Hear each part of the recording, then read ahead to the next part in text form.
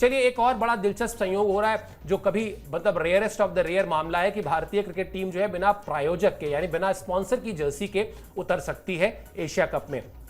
इसकी वजह क्या है ये बता देते हैं आपको। आप जानते हैं कि जो भी टाइटल स्पॉन्सर होता है भारतीय क्रिकेट कंट्रोल बोर्ड का, वो उसका नाम जो है भारतीय टीम की जर्सी पर लिखा होता है। भारतीय टीम के खिलाड़ी जो टी शर्ट पहनते हैं उस पर लिखा होता है।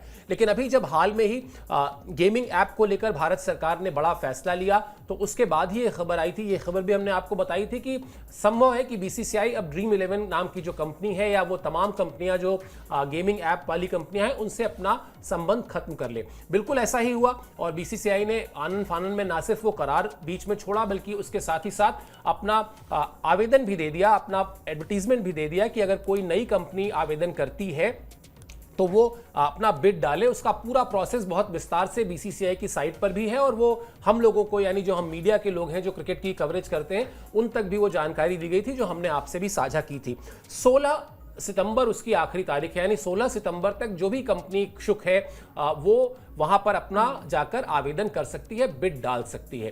अब अगर 16 तारीख तक वो बिड डालेगी तब तक तो इंतजार करना ही पड़ेगा और एशिया कप शुरू हो जाएगा 9 तारीख तक। तो ये मान के चलिए कि आपको भारतीय क्रिकेट कंट्रोल बोर्ड का ही लोगो दिखाई देगा भारतीय टीम के खिलाड़ियों के जर्सी पर, वहां कोई कंपनी नहीं होगी। लेकिन बड़ा मैसेज इसमें एक बड़ा क्लियर है अंकिता, मुझे इसमें जर्सी से या लोगो से या प्रायोजक से या गेमिंग ऐप से ज्यादा बड़ा संदेश ये दिखता है कि बीसीसीआई की तरफ से हमेशा ये कहा गया है। अभी हाल में आपको याद होगा हम लोग बैठ के हमने शो भी किया था उस विषय पर, जब पाकिस्तान को लेकर खेलने पर फैसला आया खेल मंत्रालय का कि हम सिर्फ और सिर्फ उन टूर्नामेंट्स में खेलेंगे जहां मल्टी नेशन टीमें खेल रही हों, हम बायलैटरल नहीं खेलेंगे। बीसीसीआई ने कहा हम बिल्कुल सहमत हैं। सरकार ने कहा गेमिंग ऐप हम बंद कर रहे हैं, बीसीसीआई ने कहा हम बिल्कुल सहमत हैं।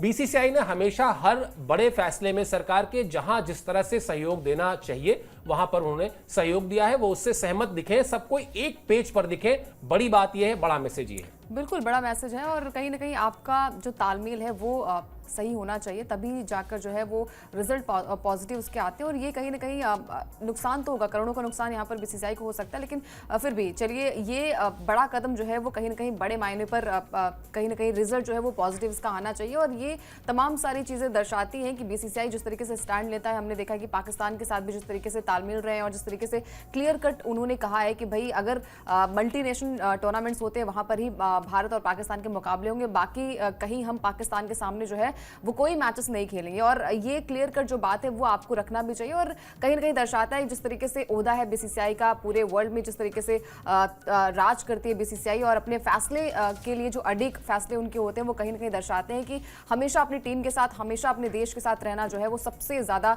इंपॉर्टेंट है। और वही बीसीसीआई जो है वो क्लियर कट मैसेज भी देती है। बिल्कुल, बीसीसीआई वही क्लियर कट मैसेज देती है और बीसीसीआई की तरफ से हमेशा ये भरोसा दिया गया है कि हम भारत सरकार के जो भी फैसले होंगे उसको मानेंगे, क्योंकि हम सरकार के साथ एक पेज पर हैं, एकजुट हैं, एक मत है। और ये सही बात है कि हो सकता है कुछ फाइनेंशियल लॉसेस हो भी जाएं, लेकिन बीसीसीआई जिस तरह का ताकतवर बोर्ड है, जिस तरह से उसकी रसूख है, उसका दमखम है, वहां पर वो चंद पैसे की बदौलत वो से ज्यादा बेहतर है कि वो सरकार के फैसलों के साथ रहे। मैसेज बढ़ा जाता है, यहां पर भी मैसेज बढ़ा गया है।